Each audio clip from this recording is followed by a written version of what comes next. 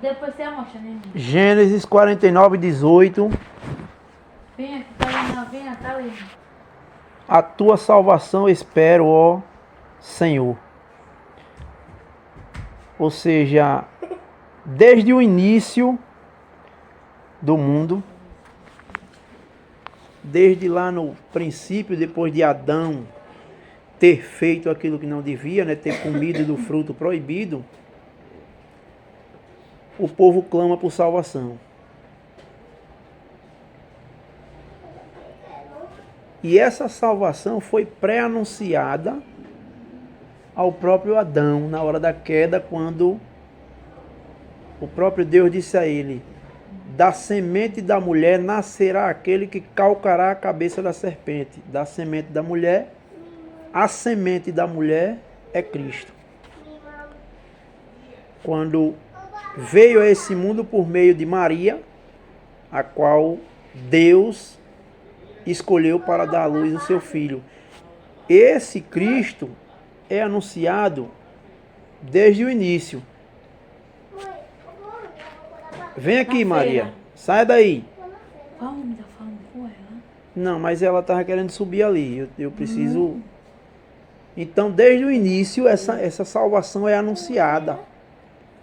E o povo já vem sendo instruído nisso pelo próprio Deus. Porque não é da vontade de Deus que ninguém se perca, que ninguém seja condenado, que ninguém pereça.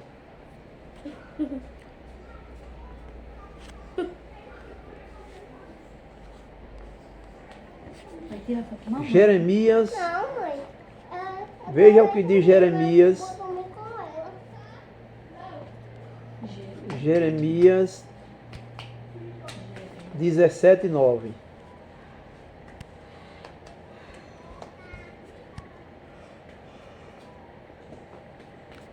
Enganoso é o coração, mais do que todas as coisas, e desesperadamente corrupto. Quem o conhecerá?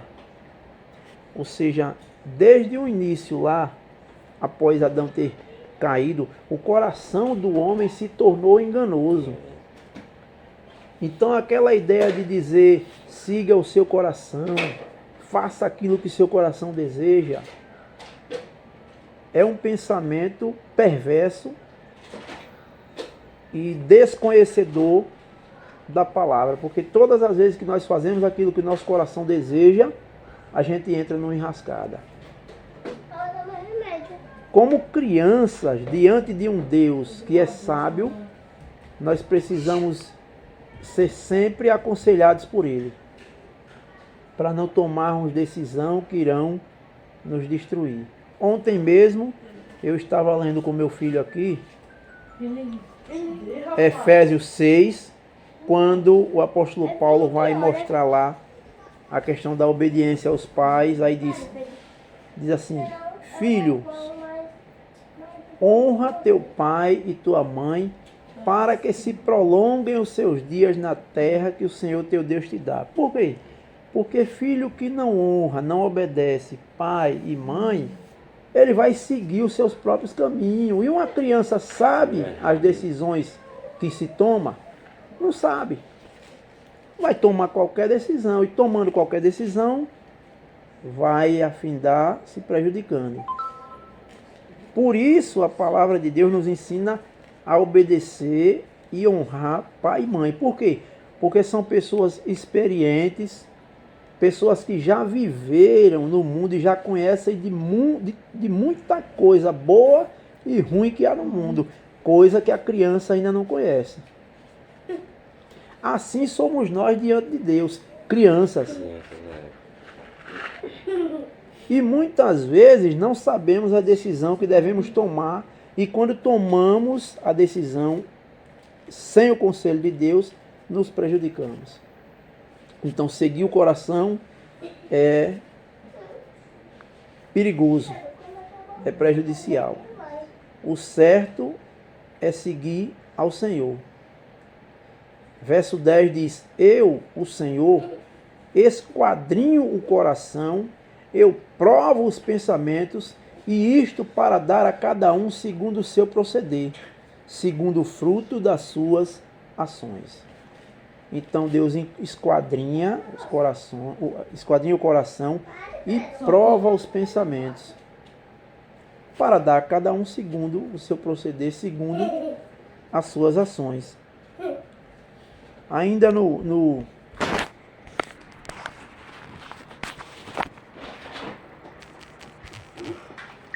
capítulo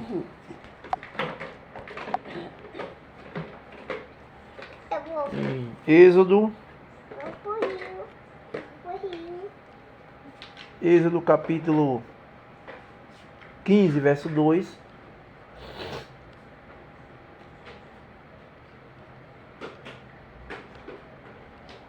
Vai dizer assim: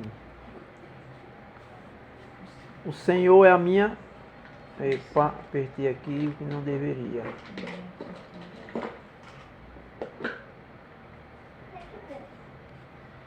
Verso 2, né? Aqui. O Senhor é a minha força e o meu cântico. Ele me foi por salvação. Este é o meu Deus, portanto eu o louvarei. Ele é o Deus de meu pai, por isso o exaltarei. Então, o povo de Israel tiveram esse privilégio de perceber que o Senhor Deus era a sua força e o seu cântico, por quê? Ele me foi por salvação. Este é o meu Deus, portanto eu o louvarei. Ele é o Deus de meu pai, por isso o exaltarei. Ou seja, ele foi o Deus de meu pai, ele é o meu Deus, e dependendo de mim, ele será o Deus de meus filhos, porque ele me foi por salvação. Porque somente Deus pode salvar. Qualquer outra situação ou qualquer outro refúgio que vier é falso. É falso. Porque na verdade, quando nós fazemos algo de errado ou pecamos contra Deus. Então quem pode resolver um problema de um homem com Deus? Quem pode resolver? Ninguém. Só ele mesmo. Só ele mesmo. Só ele mesmo. Só ele mesmo. Como? Perdoando. Se confessarmos. E se eu pecar?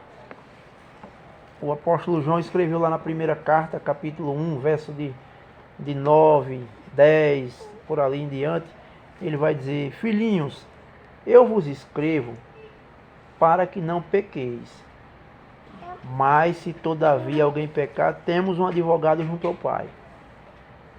Ou seja, há uma esperança, há um conselho para que não peque. Mas se pecar por acidente, não é que o camarada vai sair por aí fazendo o que bem quer, entende, bagunçando, pintando sete, e no final vai dar tudo certo para ele. Não existe essa ideia. Nem nos filmes isso existe. Né? Imagine na vida real. Nós colhemos o que plantamos. Mas se acidentalmente, como filho de Deus, nós errarmos, o que é que acontece? Nós temos um advogado junto ao Pai. Nós temos um advogado junto ao Pai. E o que é que um advogado ele faz? Ele nos defende. Né? Ele procura nos ouvir e nos defender. Porque ele sabe que quando na verdade nós confessamos tudo direitinho, né? Ele vai entender se a gente fez de propósito ou acidentalmente. Olha aí o que é que diz 1 João capítulo 1 do 8 em diante. Olha. Se dissermos que não temos pecado nenhum, a nós mesmos nos enganamos e a verdade não está em nós. Nós estamos mentindo. Pronto. Se eu disser que não tenho pecado nenhum, eu já estou pecando, porque eu estou mentindo. Porque não existe ninguém sem pecado. Não existe. Só existiu um. Pregaram ele na cruz. Cristo. Verso 9 diz: se confessarmos os nossos pecados, Ele é fiel e justo para nos perdoar os pecados e nos purificar de toda injustiça. Tem esperança melhor do que essa? Ou seja, o que é melhor? Confessar os nossos pecados a Ele. Não é que você vai procurar uma pessoa e confessar essa pessoa como muitos fazem. Não, você tem que confessar a quem você pecou. Se eu fizer algo de errado com o Nininho, quem é que eu devo procurar para resolver? Vou procurar minha mãe. Mãe, eu errei com o Nininho. E vai resolver o quê? Nada. Nininho, eu errei com você. Me perdoe. Eu sei que não deveria ter dito aquilo. Eu sei que não deveria ter feito aquilo. Eu sei que eu errei, então eu quero lhe pedir perdão. Não, Valinho, não, tudo bem. Deixa pra lá. Está perdoado, deixa pra lá. Esquecer. Eu fui procurar resolver com quem eu errei. Assim somos nós diante de Deus. Entra no quarto e ali confessa a Deus. Senhor, eu menti, eu roubei, eu fiz isso, eu fiz isso, eu fiz isso. Me perdoe. E aí o que é que acontece? Ele é fiel e justo para nos perdoar os pecados, verso 9, e nos purificar de toda injustiça. Purificar é tornar uma pessoa pura. Quando ele perdoa, ele apaga. Então você não deve mais nada. Está perdoado. É por isso que um cidadão comum, como nós, pode entrar no reino dos céus. Por quê? Porque ele é perdoado e purificado. É Deus quem faz isso. Não é você. Eu agora vou procurar me purificar, eu vou procurar me ajeitar, vou agora só procurar fazer o que presta e deixar de fazer o que não. Não, não é assim. Você fez coisas de errada que estão lá no passado e você pensa que está apagado. Não, já tem tanto tempo e eu já estou esquecendo. Mas Deus não. Você precisa confessar. Mas eu não lembro, tem coisas que eu fiz que eu não lembro. Confesse a Deus todos. Senhor, me perdoe de todos os meus pecados. Ele sabe ou não quantos pecados fizemos? Sabe. Então ele vai apagar todos e nos purificar. Verso 10 diz: se dissermos que não temos cometido pecado, fazemo-lo mentiroso. É brincadeira você fazer Deus de mentiroso? Pois se você disser que não cometeu pecado, você o faz mentiroso. E a sua palavra não está em vós. Então, foi por isso que o povo de Israel clamou em Êxodo 15:2 que nós lemos. Deixa eu voltar aqui.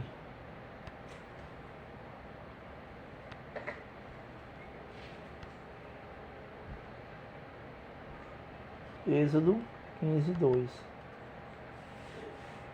O Senhor é a minha força e o meu cântico. Ele me foi por salvação. Este é o meu Deus, portanto eu o louvarei.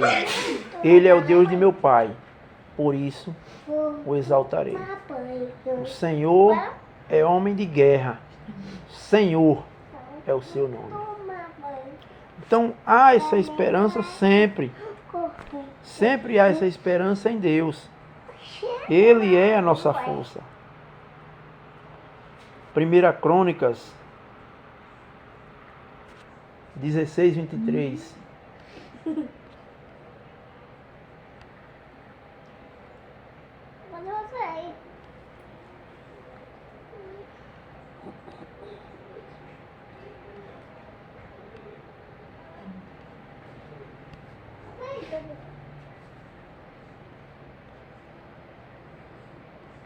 Primeira Crônica 16:23 diz assim aí: cantai ao Senhor todas as terras, proclamai a sua salvação dia após dia. Enquanto estiver vida na terra, há salvação. As pessoas costumam dizer o seguinte: ah, esse daí não tem mais jeito para ele não. Esse daí não tem mais jeito. Enquanto a vida, a esperança. Cantai ao Senhor todas as terras, proclamai a sua salvação dia após dia. Todos os dias proclame a salvação de Deus. Todos os dias ela deve ser proclamada, porque existem pessoas que precisam ser salvas. E só Deus pode salvá-las por meio de seu Filho. Somente Ele pode salvar uma pessoa por meio do seu Filho.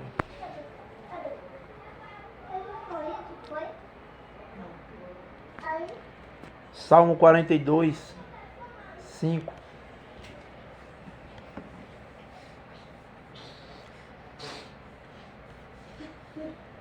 O salmista vai dizer, isso é uma das expressões mais maravilhosas que o salmista pôde proclamar, e até hoje muitos de nós fazemos questão de dizer. Veja o que ele diz assim, ó. Verso 5. Por que está abatida, ó minha alma? Por que te perturbas dentro de mim? Espera em Deus, pois ainda o louvarei. A Ele, meu auxílio e Deus meu. Por que está abatida, ó minha alma? Essa é a versão, na verdade, a versão... Tem outra versão aqui, deixa eu ver. Essa versão aqui veja o que ele diz. Por que está abatida, ó minha alma? E por que te perturbas em mim? Espera em Deus, pois ainda o louvarei, pela salvação da tua face. Então sempre, desde o Antigo Testamento até o Novo Testamento, o que é anunciado é salvação. E salvação é o último estágio da vida de um homem. Jesus, certa feita, disse a um determinado público, ele disse: que importa o homem ganhar o mundo inteiro e perder a sua alma? O que importa o homem ganhar o mundo inteiro e perder a sua alma?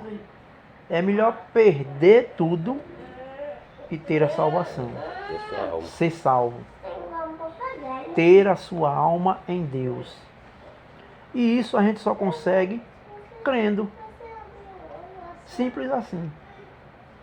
Não nos é orientado na Escritura a fazer nenhuma outra coisa para recebermos a salvação, senão crer. Jesus disse: ide por todo mundo, pregai o Evangelho a toda criatura. Quem crer e for batizado será salvo. Porém, quem não crer será condenado. Ou seja, a salvação é uma questão de crer ou não crer. E de nada mais.